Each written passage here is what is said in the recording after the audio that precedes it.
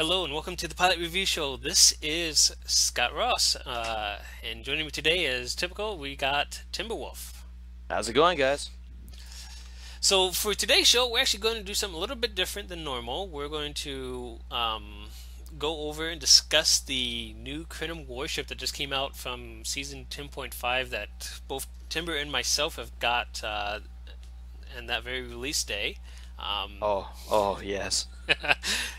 if you can't tell, he really likes the ship. So Oh, it is fantastic, and despite what you might think about its bridge officer layout, it's a little bit more versatile than you might think, and this thing can pack a severe punch. yes, yes, indeed. One of the things is this thing has a lot of detail when it comes down to it. I mean, it's just it's simply amazing. I like it for both the design of it. Obviously, if you can't tell by looking at mine, I like blue. I've gone with a very heavy blue effect on the ship. Um, the red effect actually comes from the Iconian shield. Nice. But I mean, this thing is in my opinion is simply beautiful, and that's just from the aesthetics look. It's got a lot of details and everything that's going on here. The other thing that's nice about this ship is very easy to use for piloting stuff.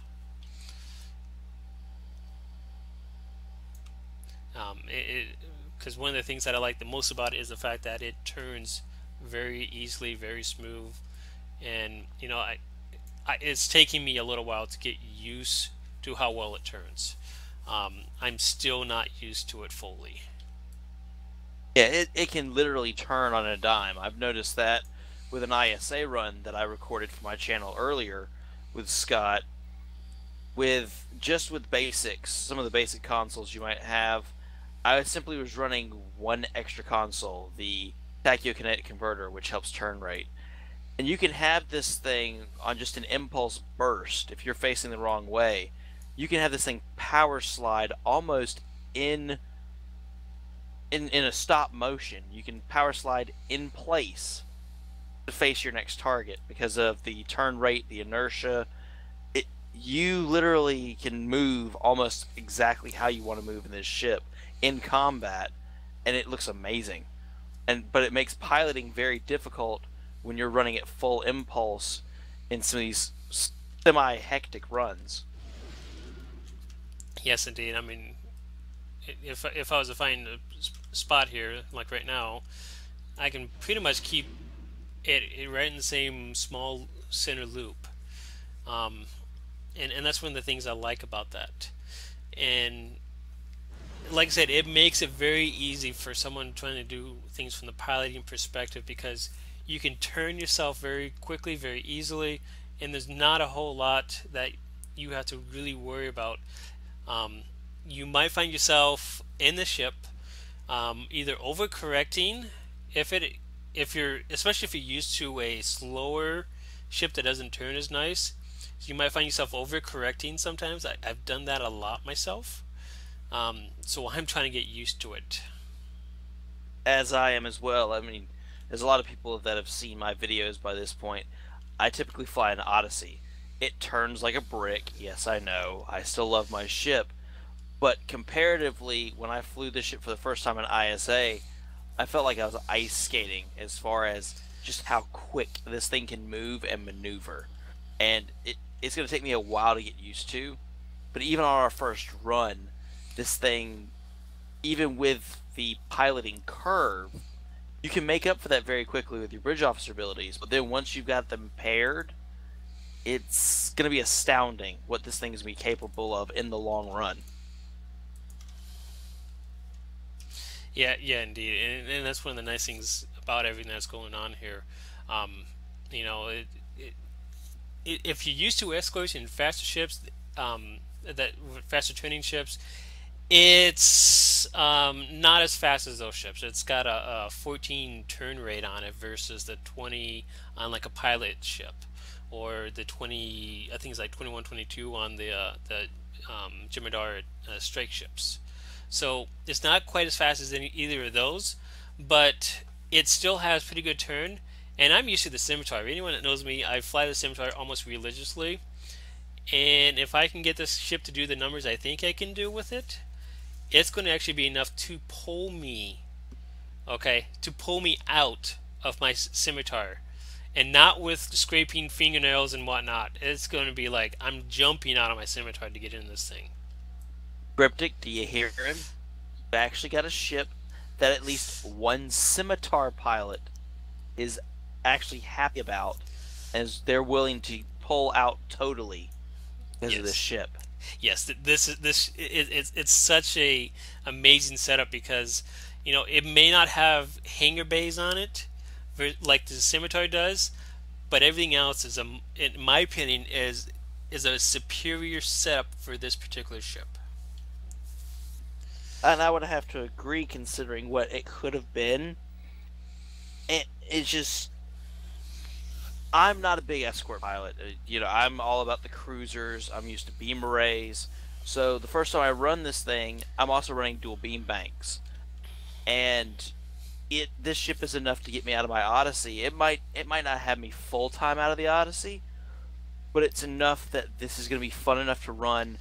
I'm going to be able to readily switch. If someone asks me for this ship, I will switch without question. Most ships, you can't say that. You're just like, well, I'm not fond of that. Let me just get through this, and then I can go back to my ship. No, this is the one that I think for both of us, if they request non-Audi, non-Sim, they want this right here instead, happily jump to that and do several runs. Maybe do everything for that night in this ship before we switch back. And that's saying a lot, I know, and we might be biased because, I mean, hell, I've wanted this ship for months. He loves this ship.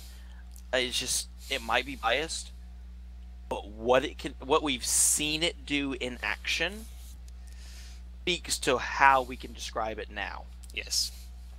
Yeah, I mean, it's like one of the biggest things I've noticed. And for anyone that's looking, I got my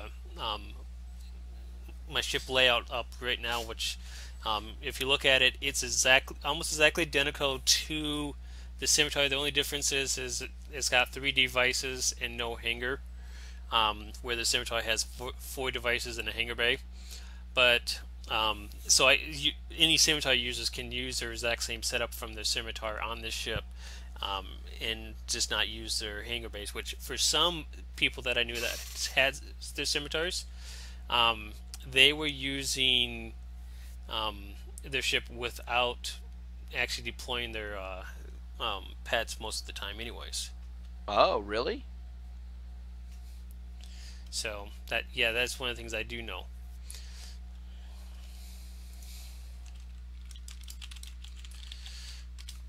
Um, but yeah, so that's one of the things that a couple people that, and I only know a couple people that was doing that.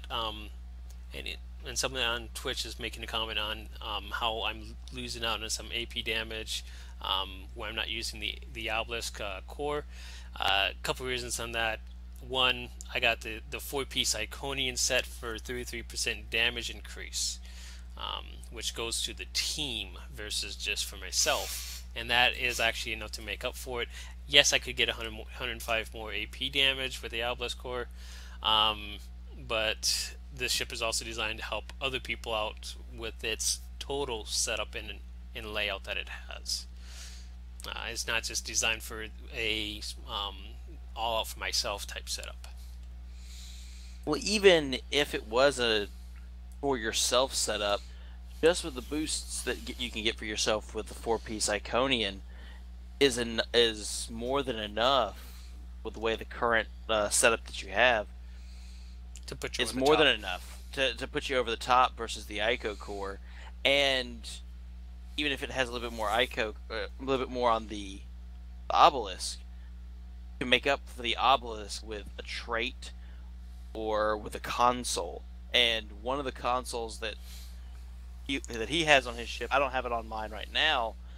If he goes back to his ship layout, he's running the console that came with the ship.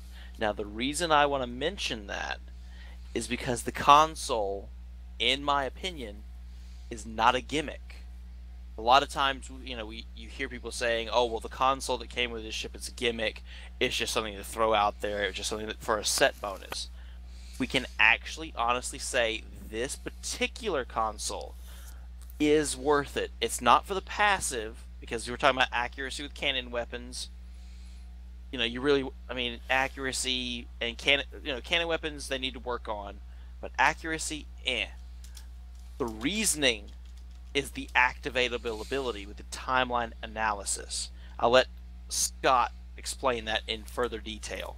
Yeah, one of the nice things is the console is basically like a attack pattern beta, um, depending on the pulse. And I haven't figured out what's based on the pulse. If it's based upon how long the pulse is going on, if it's able to do the entire duration, if it's because the pulse only works when the target is in the focus of the front end of your ship. Um, and it's got a 90-degree arc. So you gotta if you, like in my case, I'm running dual beam bakes. As long as my dual beam bakes is hitting it, so is the pulse that from this console. Um, but it's able to do between 5 and 50 all damage resistance, and then 2 and 20% defense debuff on the ship that you're going against. It's also doing a flight speed and a turn rate. Debuff of 16 to 66% based on the pulse. And then if maintained for 10 seconds, it's got a timeline analyst for 10 seconds, which does an additional negative 50 energy damage resistance, negative 20 defense. And actually, that might be the full, like once it does the full thing. I have to take a look at it. There's just so many things I haven't had a chance to take a look at in full in the ship, and this console and exactly how it works in the full entirety. Um, is something I'm gonna have to research on, and I believe when it comes down to it, it's if you get the full pulse, then that's what you're getting is basically that 50% all resistance, negative 20% defense, and such, and that lasts for 10 seconds after that, which in most cases is more than enough to kill whatever you're targeting.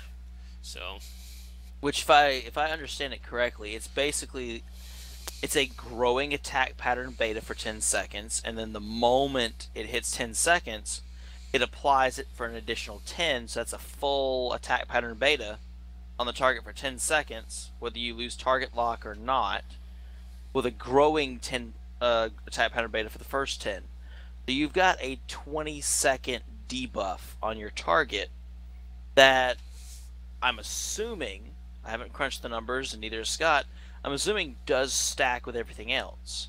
yeah, And depending on how your group is running, you can have more than one of these consoles going. So even if the console ability doesn't stack, the moment the first console goes off and it stops, the next console can activate along with other bridge officer abilities. But something that probably can be chained. Well, if you can chain off and on between the growing debuff and the solid debuff, that's tremendous. Especially in an ISA run or Hive Space Elite when you've got a lot of heavy targets. You can chain these debuffs on a single target, knock it down, then do the next for the next target. And kind of just focus target. Or have multiple debuffs on multiple ships, and it actually helps you out for the team because every target's debuffed at the same time. So spread weapons will actually do wonders. yeah, yeah. Yeah, this one here is a one target thing, and it has I think it has a cooldown of like 2 minutes if I remember right. So it's one of those things that like use and like the toughest thing in there, like the tactical Q, for example. Yep. But the trait that comes with the ship isn't too bad either. It's potentiality, and it's one of those traits that is only useful in certain situations. You can't be using any bridge officer abilities, um, but if you're not attacking, doing something like in an ISA run going from left to right, for example, um, you stop attacking, stop shooting things, or you keep shooting, you just go from left to right, you end up getting that time going from left to right, stacking up 3% damage bonus. Um, that's kind of where I see the potential for this one here because of that effect there. I would also like to add, it's something that, I had to read it once or twice to make for sure. It specifically states bridge officer abilities. So Now, captain the skills reason still work. that's my current thinking is, and I'm going mainly on the tooltip. Any bridge officer ability will negate this. However, this does not affect any devices. This does not affect any captain abilities. So attack pattern alpha, your go down fighting, your fire on my mark, attack fleet, intel fleet, things that are attached to you directly as a captain will not affect this.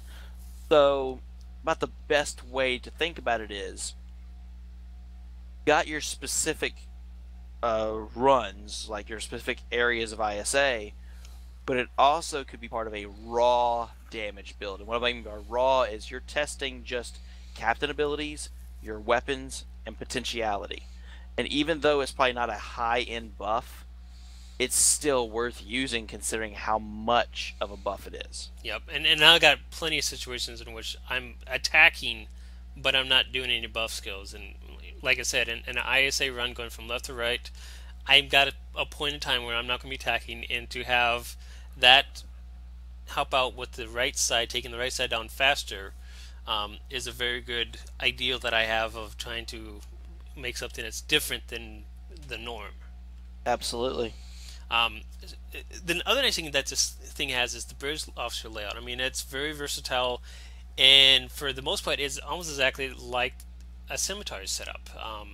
There's a couple differences that is a little differently, such as the ensign engineering slot is a solid one, where if I recall on the scimitar, it's I think it's a universal if I remember right.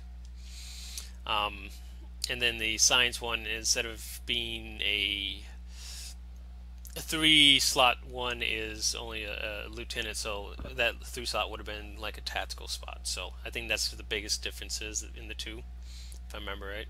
And then the universal would be a two slot. That's if I'm thinking right. I've seen it so often. I think I have it ingrained in my mind, but sometimes I ignore what I see because I'm Yep. so used to it. But here, instead of like doing the specific skills of like an engineer that a lot of people would use, like for my lieutenant commander universal, that's an engineer setup. Instead of doing emergency power weapons 1, uh, dim 1, and then emergency power weapons 3, I decided to do something a little different and switched up a little bit, so that I can do a couple of the differences. And I'll show you a couple of those items here. And this here, I've done form up 1 for the third one, and that's so I can buff myself and one other person. Um, the buff that this does is actually quite nice, but you have to be within 10 kilometers of the person for the target to go on, which it's not that hard. And then once you start it, it's I think you got to be within 5 kilometers. And if the person's sitting still, like a scimitar dual beam bank, that's easy. The scimitar sitting still for the entire time. You're buffing them, and you're getting buffed when you're using this. So it makes it a very versatile thing. The scimitar is going to do a heck of a lot of damage, of course, but you're beefing up yourself at the same time. It's one of those universal buffs, as I call them. And then the other one that I'm using that's a little different than most for the Intel tactical office spot is I'm using override subsystem safeties 2.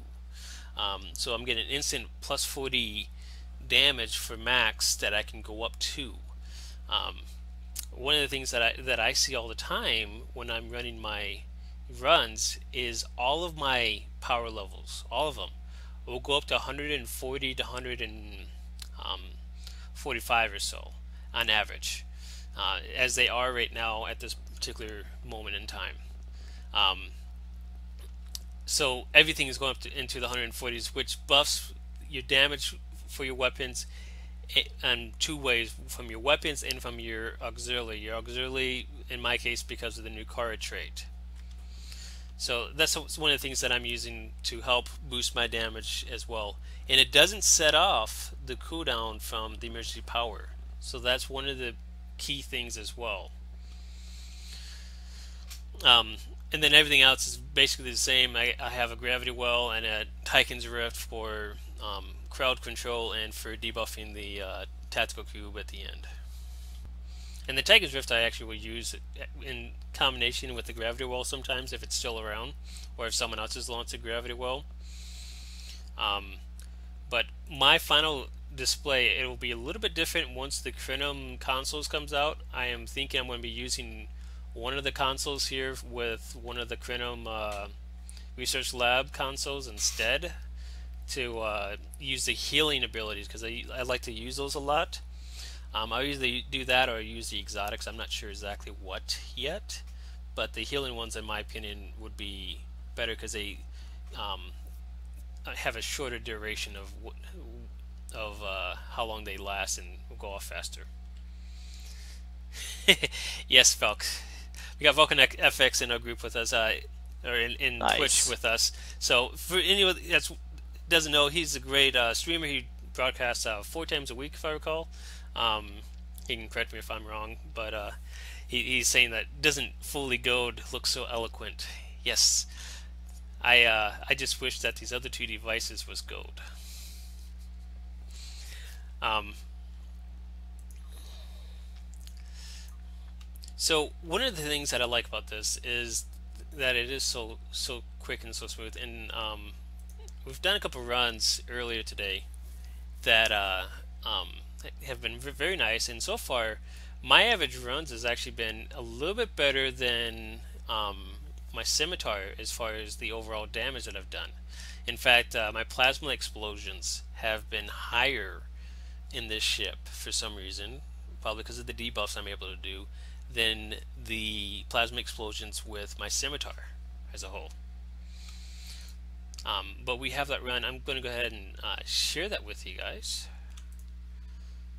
Oh yeah, that run. That was a nice run. It was something, and something else we've been testing along with this ship is the damage modifier change, which, as many of you know, it's been discussed that they've changed the category of the damage modifier and how it works, and the way it's described, and the theory is that it's actually made damage modifier weaponry more towards end game, which has been very interesting to test because from what Scott's been showing me and what I'm starting to see is initially there's not too much difference between damage 3 pin and crit damage 3 pin. Now, of course, we're Yep. in the early stages of the testing, but so far the numbers are not far off from one another. Yeah, one of the things that I'm seeing in this build is because it has the 5-3 layout. I've instantly went with the dual beam banks, and 4 of my dual beam banks is a crit D times 3 pen, and as you also they were epic. And one of them is a crit D, is it not crit D? It's a damage 3 times damage times 3 pen. Sorry about my brain's going far too fast for my mouth right now. But so I got 1 damage times 3 pen with 3 crit D times 3 pen, and my DPS did not drop a whole lot. It actually started. It actually, like I said, it's been about the same or a little bit better on average as a whole compared to the scimitar. It may be because of that damage times 3. It may be because the ship has the capability of being as good, or in some cases, a little bit better than the scimitar. I can't say exactly because it's just so many different variables between this and the scimitar as a whole. But this happens to be an ISA run. This just happens to be before we get running. This is actually with Vulcan FX earlier today. Actually, he pulled me into this run as well. For those of you who don't know, I'm actually building up the pilot, or not the pilot, but well, it's the pilot ability pedal to the metal, trying to get it up to max, so that it's able to do as much damage as possible that way. But we're just going through and destroying things and making fast time on it. The biggest problem that I'm having right now, because this is such a easy to destroy ship compared to the scimitar, Vulcan's his cannon build, but because this is such a easy to destroy ship, one of the biggest problems that I'm having is fact that it's very quick to die. And Wishy. so, yeah, it's very, very squishy, as we call it. So you have to do a whole lot. And so I try not to hit the warp core explosion from the, the second warp core explosion from the cube at the start. So I got to find a new method, a new pattern of doing it so that it doesn't go off as bad. You can see it doing. Someone else did a gravity well. I did a second one to help control them in one spot, and you see the hull just dropping like a rock on this. Um, so, but it's one of those things that it can be avoided, and sometimes you just with piloting you just have to avoid the ships as much as possible for the explosions. I But at thought, least right here in this part of the run that I'm watching, at least you're able to get your GDF around the time of the first transformer. yes, and here I go dying. An explosion for me. But you know that is it could be because I pulled so much thread in that very moment. I got over there probably a little faster than everyone else did. Probably. But it's one of those things. It happens.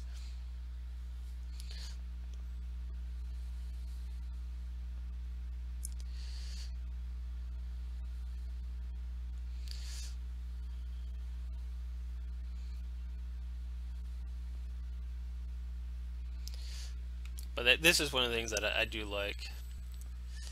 And then no warp shadows. Blame the simi. Yes.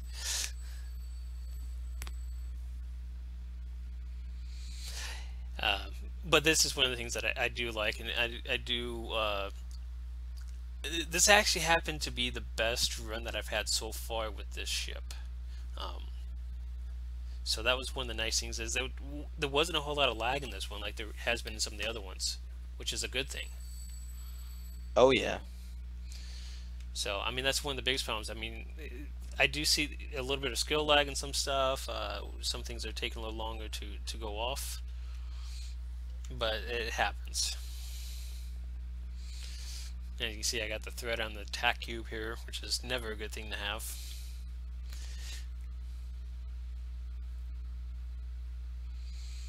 So, I'm going to back this up here a little bit here just to talk about this. So, like right here, I probably could have had actually probably could have had a little bit better positioning right here, to be honest. When it comes down to this video here, where I could have had probably both the tack cube and the gateway. The gateway is in the direct view of the dual beams, but the tack cube isn't exactly optimal. I would say I can't even say that it was in the view. 90 degrees from the front of the ship going this way would put it right about there, so it might just barely be in. So I probably could actually change that a little bit, but if you notice, most of the time I'm getting critical flanks and everything that I'm doing, which is increasing my threat that I'm actually getting as well. But you know, like on the left to right, like when I'm attacking the gateways and the cubes, I got my cannon, my dual beams focused solely on what it needs to be, so that it's getting critical flank damage all the time. And once again, another death, and which for those looking for DPS, death means bad. You lose DPS on that. But that's one of those things, you know, positioning is key on everything that you do, and if you don't get the right spots, like right here, you see the critical flanks that's going on. That means that those moments I'm getting the right spot and the right hits on this ship.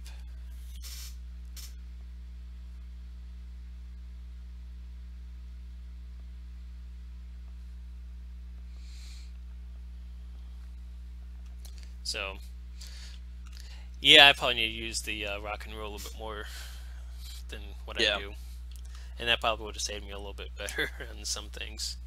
Because the only difference between my ship and yours is I have 2 hull heals, but I still feel squishy. I could probably get rid of those for damage boosts and be just as squishy as you. Yeah. but that's one of the things that I've kind of been thinking about is updating, modifying what I do and things. But that's one of those things that I look at as a whole. And like I said, this was happened to be one of my better runs that I've done, and it actually worked out quite well and quite nice on that aspect of things. So um, it's one of those things that it comes down to um,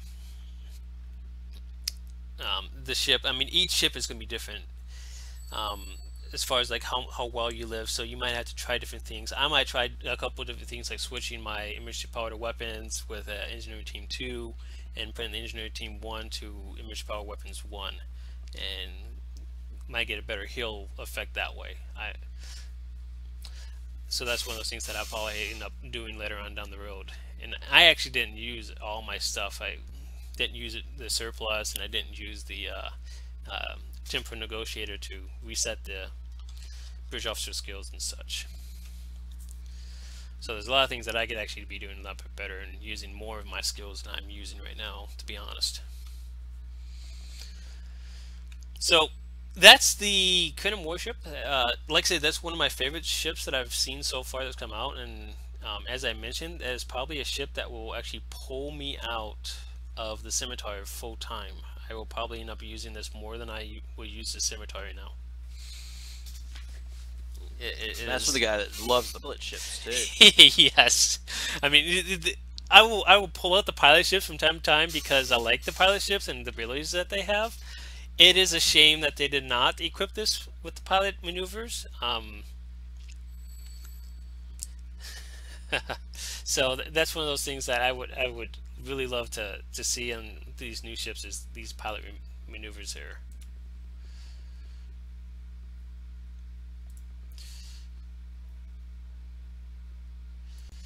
So I'm going to switch this over here real quick, tip back to the game.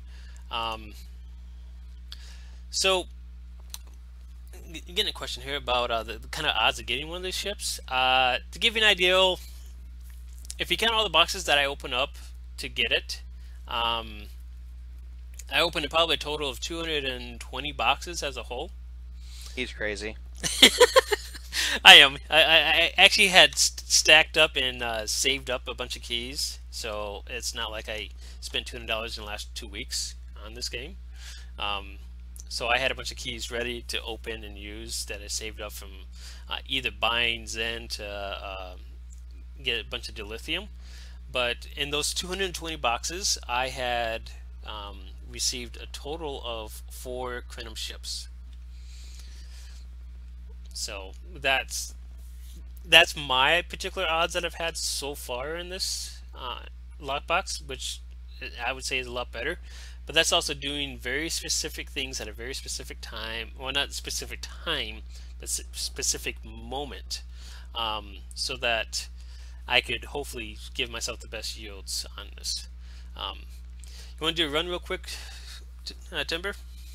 I have to log into the game. Hold on. All right, log in the game real quick. We'll do a run here, and I'm going to get the parser set up actually here. Yeah, we do have that to debut on the pilot review show. Yes, want to discuss this. This is actually the new parser that has come out recently. I actually really like the looks of this. This is still in alpha stage, so I need to make sure to make mention it is alpha stage yet, so it's not exactly finished and ready to go out.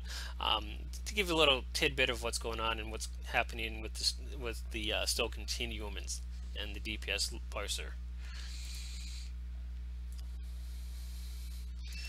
I'll get that going here.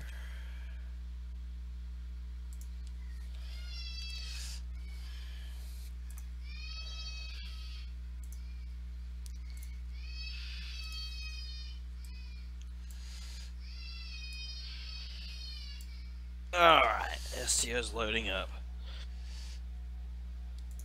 Which I should still be in my Krenim warship. I don't think I've switched out of it since Thursday. And Yep. I got the Zahl heavy cruiser, and I got the Nihydron warship I need to try out. Yes. Which, disclaimer, only reason I have all 3 of these ships, ladies and gentlemen, It was my birthday Thursday. So I got gifts, and I got a lot of gifts, which I thank everybody that did that. I thank everybody that was watching that stream. I did a 4-hour live stream. God is the reason I have my Krenim warship. I'll tell you that right now. That was his gift to me.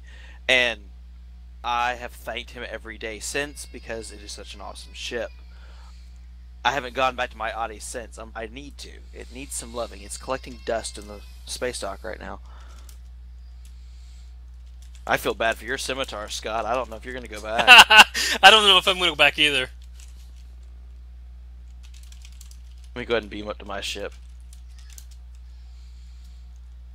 The one thing I've been testing where he's been doing his form up and his different variations, the one thing I've been testing as my STO crashes is I'm running structural integrity collapse. And the only reason I'm testing that currently is because it is a physical damage type of straight to hull, which on certain ships that have high shields, like your TAC cube or maybe a transform of the gateway, that kind of thing, straight damage. And if you are facing that TAC cube, you can do a little extra damage with a Titan's Rift or a Gravity Well and any other penetration. It does help. It does help when it stacks. But I think I'm going to change that around. I might honestly try form up one as well and modify my build, because a lot of times in these left to right runs when we're organized, stay together. You can have it stack multiple times with multiple players. I'm thinking about changing that, Scott. I really am. I like it. It's actually very nice because, yeah, you can totally be planning that, and it's got a longer cooldown for it, and whatnot. So, are you in game yet? I thought I saw you sign in. But... It crashed on me. Unfortunately, just verifying files.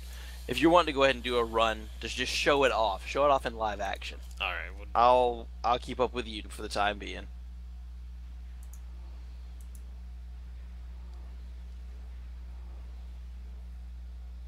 We've got one more to get then. Besides, we can't deny them with that little real-time parser, which currently in its alpha stage, it has 2 separate parsers. It has the type of parser that you're used to, activating and deactivating before and after the run and having your parse set up. But this also has a real-time parser, kind of, I want to describe it as a widget that shows up here in this small window in the upper left. It's showing real-time DS. So you're literally able to, as you're playing, watch where your DPS is at any given time, watch when it spikes, watch when it falls. That's going to help with your piloting, because you'll be able to notice if you make a piloting error just how much you're losing and at what time. Yes. Yes, indeed. Very much.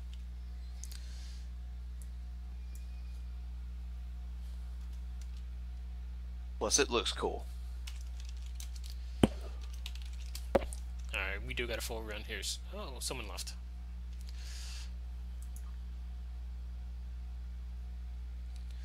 Oh, we got filled. Okay. Okay.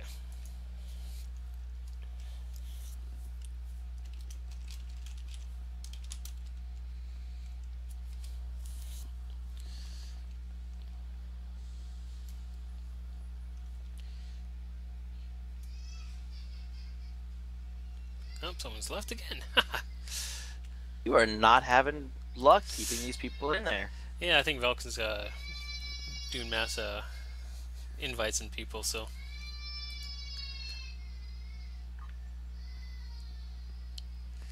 Which, for any of y'all that are watching that don't know about Valican, the guy's a freaking beast. I don't know how he can do the long hours that he does 4 times a week. Because one thing you gotta understand about Valican, he's in England. There's a 5-hour difference. So here it is. It's 11 p.m. just about for me and Scott, which that's got to equate to about 4 a.m. for Val. He just did a multi-hour live stream this afternoon, which is 1 to 5. our time, which would have been 5 to 10 his time. So he'll do this live stream, then he's up here with us, helping us out, showing this stuff out. I don't know if the guy sleep half the time. Do you, Scott? I mean, I don't think he does. He might get sleep once in a while for a couple hours. Because he runs a full-time job, too.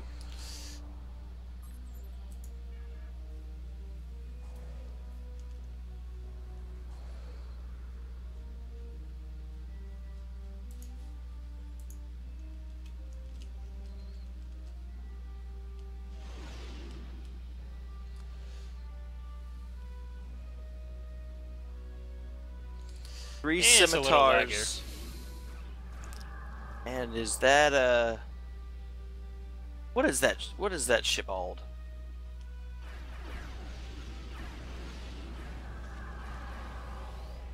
That's the curve. Oh god, yeah, it's that glory. Got him. And laggy.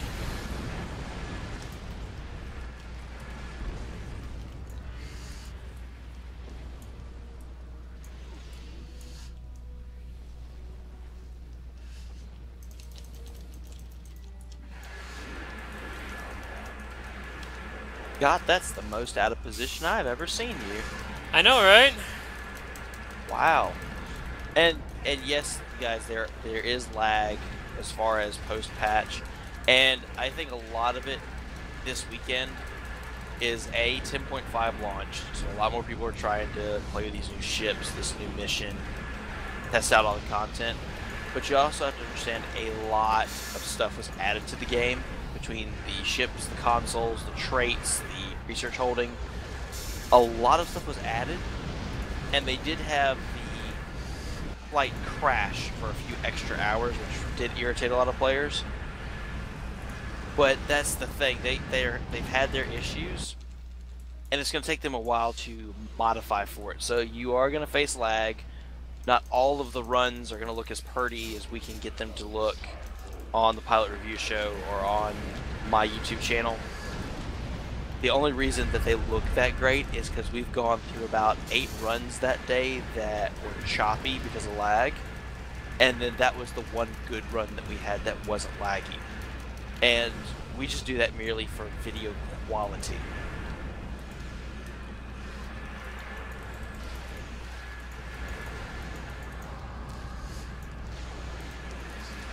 Yeah, holy cow. I mean, this is what I see a lot.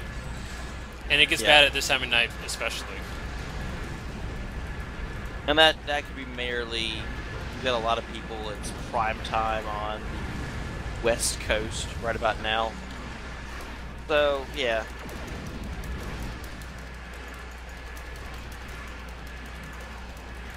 Which, for me personally, when it's the graphical lag where it's just maybe a slight hesitation or maybe a little bit of rubber band, it's not that bad. It's simply for me when you have your bridge officer ability hesitation, or when you activate a bridge officer ability but due to the lag you lose the ability but still keep the cooldown. That's when I get just the least little bit upset. But like I said, they're currently working on it.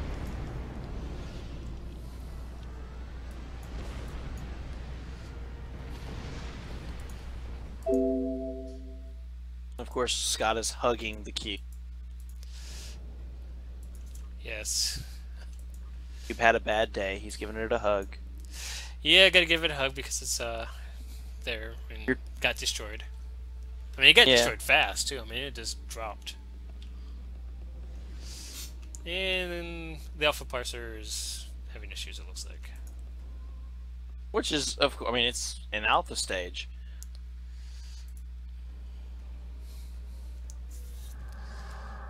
Yeah. I mean, if I was to speculate, even with you out of position in the beginning, you probably had a 40k run right there. Yeah, we'll see in a moment.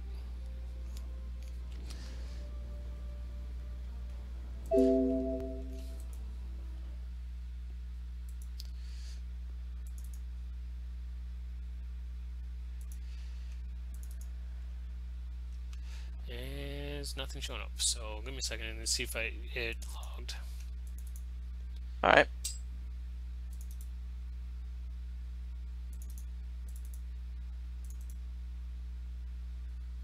Which, ladies and gentlemen out there, if you do want us to run other ships that came out with 10.5, you want to see the Nihydron in action, you want to see the Zahl, and just builds that we might theory craft, put together, runs for them, just let us know.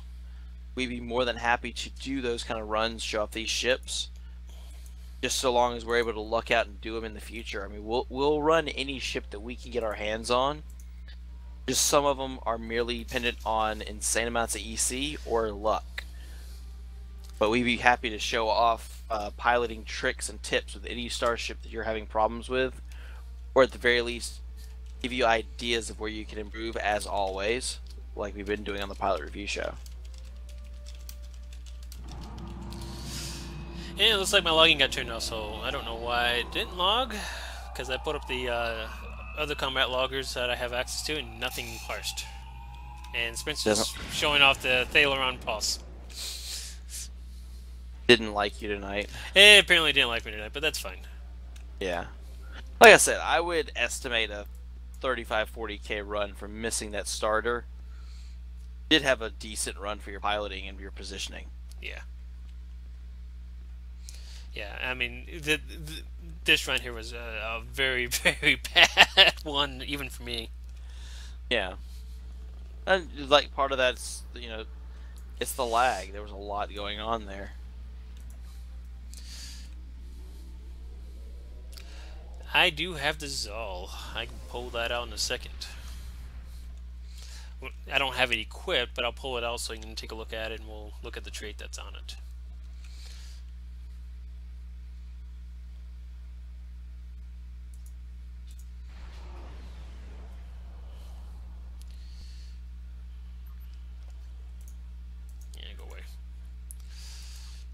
And let's see, where's...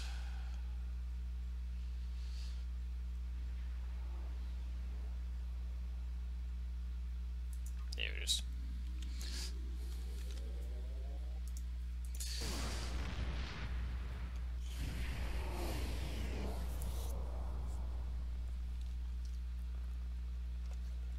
Alright, here's the Zahl. So the Invincible trigger, the Invincible trait that it has, it's a heal buff and unkillable at low hull.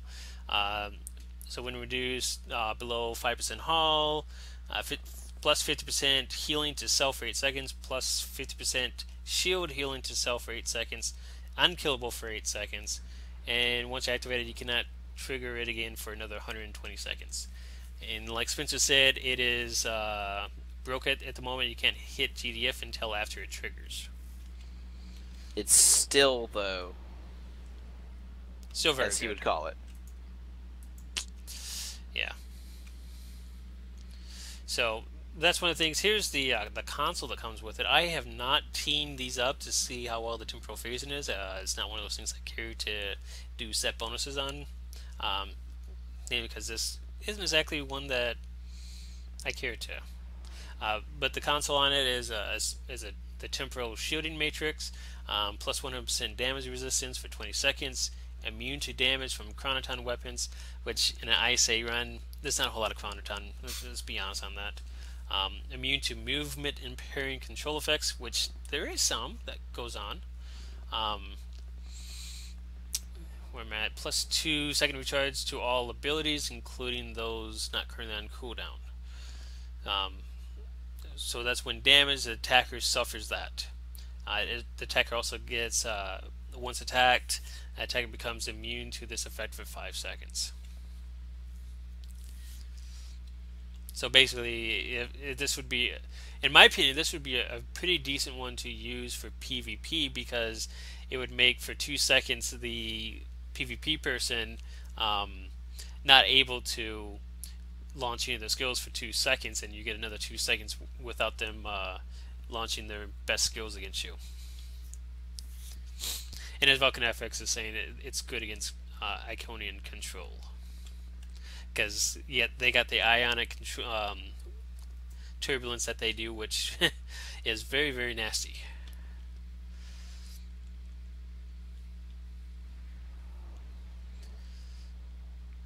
So, but this is that one. Let's do change that up. I have not done any fancy colors on this one here, but here is the close-up on this one here. It's actually a nice ship as well. It's very clean, very nice. I like it a lot, just by the looks. I haven't flown it any yet because let's face it, I've only had the Krenim ship for a couple days, so I like it a lot for that reason. This one here is very nice, though. I will probably pull it out and fly it for a little bit, enjoy it, and see how much I like it. Let's find out something real quick. I'm kind of curious what the turn rate on this thing is. Turn rate is 20 currently, so not too bad, not too shabby. But it has a ton of engines that you've seen you getting used.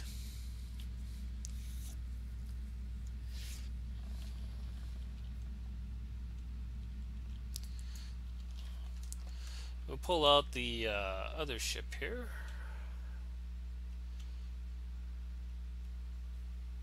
I call the frog.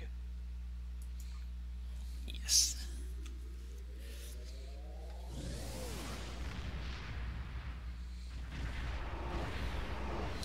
Yeah, and the Zahl is a cruiser ship, so it has the cruiser abilities, which is very good for tanking, and especially good for threat tanks and such. So this is the destroyer, the Nihydron destroyer. I've actually gone and done the T5U upgrade on it because I'm not going to have a T5 ship in this character unless I can control it. So I'm kind of disappointed that it doesn't have 11 consoles on it, but that's alright, I guess. And once again, I have not customized, so this is pretty much straight out of the box with it. I have not done anything on this one here. But Timber was messing with it, and he's got it all purple and such, so it looks like a purple frog, basically. Yeah, it's a shout out to some of my friends over at the Purple Frog group and TeamSpeak. I kind of think of it as their quintessential ship if they wanted to fully advertise. They can have it where it's mostly purple. Kind of looks like a frog from the distance, so Yeah. it kind of fits. It's got a couple eyes on the side. If I'm correct, the polarized disruptors are purple and have a disruptor proc on them. To me, that'd be a great weapon to run to keep the theme going. Yep. But it's a nice ship. I mean, these designs were pretty nice and pretty good overall, in my opinion. I like them. They're different. That's what I like about them. They're not like your typical, it looks like a Ramen or Federation style ship. It's completely different. That's why I get some of these lockbox ships from time to time, because they are so different. Well, not just that. It's when you look up close, especially to these ships, these particular three, they paid attention to every detail when they watched that one episode over and over again. Because these only showed up in one episode. But they looked at every possible angle they could in those episodes, and you can tell in the actual detail, whether it's far away or zoomed in, they paid attention, and it shows. Yeah, they made sure that they got these ones close, and the nice thing is they're not flying backwards. Yeah. This one's got a pretty good layout for. Basically, it would be exactly what I would use on my scimitar for the bridge officers when it comes down to it. The only difference is it has one less console in the form of it's missing science one. But it's got a pretty good turn rate as well, so it's not bad in that aspect. And yes, Falcon, both Timber and myself are actually waiting on the Science Dread. Yes. Which, quite honestly, it's something that I mentioned when they finally did this release. Since this was all based around the Year of Hell including the name of the lockbox, they did forget one ship that showed up in that episode. That would be the Mawazi cruiser. And honestly, I think if they would have come out with that particular ship, they could have made that into a science cruiser, and then that way you technically would have had a decent offering for each different style, tactical, engineering, and science, with the science dreadnought being the special offering everybody would want. Yep. So, Iconia said over the two-piece in the car. Yeah, it's one of those things. It's not necessarily because when you look at it side by side, the two-piece in the car. Just go quickly into this. Two-piece in the car will give you a little bit more damage as a whole, but it's when you get multiple people with the three-piece Iconian set that it actually gives you a better damage bonus than the two-piece in the car, and then the four-piece Iconian set kind of helps put it over the edge for you as well. So just a little bit on that. That's my opinion on that. But overall, I mean, these are very nice ships. I like them. I'm very happy that they came out so nicely. Well done, Cryptic, on this and the setup that you did on these. I'm very pleased. Could not have had a better luck Thursday because, like I said, I got three ships Thursday, and then the fourth one came Friday. And the fourth one on Friday, I got so many people that was like, seriously, you opened up another one? So. Yeah, we did. Yes, I opened up so much, so. No, but these ships, this particular ship is going to have a lot of staying power. I don't think it's going to be one of those ones that you on the exchange and it starts off high priced and then it drops dramatically. I honestly think it's going to be one of those few ships that have come out that it's going to start high, it's going to stay high. It might drop a little, but it has a lot of potential. It has a lot of staying power, considering what it can offer. Yep. I would say, get it while you can, because today's prices, honestly, could be lower than what you see it for in 6 months. After all, they're always going to have another lockbox come out. You want to make for sure for certain ships you get them while the price is low. It'll probably drop as people get more, but this is one I think we can both agree on. If you can get it, I'd get it before the price skyrockets. Yep. Yeah, this is definitely one of those. The Krenim warship is what we're talking about. It's one of those that's definitely worth getting. I like it a lot. Like I said, it's enough. If I can prove my theory that I have behind a couple of the skills that I have that I'm using, and the times that I'm using those skills, because I didn't use the form up this run. But if I can prove my theory on it, I'm pretty sure that I can actually do enough to kick me out of the cemetery full time, and I'm pretty sure I'm at that point already. So that's saying a lot. So, but that is it for the pilot review show. We want to just kind of go over the Krenim warship. To kind of go over that in details. One thing I want to bring up as well that's going to happen from here on out on each, because we're advertising once a week on Saturday, or we're not advertising, we're showing once a week on Saturdays. One of the things that we're going to do is we're going to actually change up the times that we're doing these. The times that we're doing this right now is a little bit later at night, so we're basically getting only the American people. So there's a lot of people that's always saying, hey, I can't watch the show because I'm either at work or I'm heading to bed right now at that time, and I'm in bed for a couple hours. So one of the things that we're going to do is we're going to do the stream right after Valican's stream on Saturday gets done. So, and that should hopefully allow more people to be able to watch us and give us that benefit there. We see Timberwolf coming over here to say hi. He's got, it looks like a red and almost pink, purple. It's supposed to be red and blue, but it's not working well on this ship. It's kind of the America paint job that me and a couple of friends have done on some ships. It's Yeah, not working here. It turns into not a as well. blood red and purple. But anyways, So as far as the show, so that our time's going to straight. So Valken FX is going to actually host the straight after his. So we'll be able to get caught on a couple different things. So we'll get a lot more ability for everyone around to have the chance to watch it if they want to. Hopefully, we can open up a little more uh, ways that way. Um, so look for the next week. Showing up a couple hours earlier. Um, so we're going to definitely do that, and make sure to tune in for Velkin FX's show, because he goes through and he'll play, do instance after instance. He'll do ship builds for people on the show. He'll talk theories. He'll answer questions. And sometimes you'll even catch me. You'll catch other people from the DPS leagues on there. So it's a great show to watch as well. Definitely recommend it. So give me a second here. I'm just going to type in here.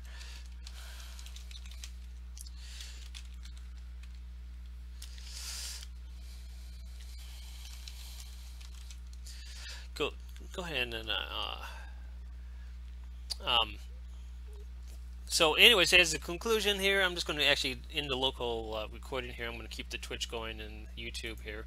But thank you for joining our show this week here. We appreciate it, and we look forward to seeing you next Saturday, a couple hours earlier.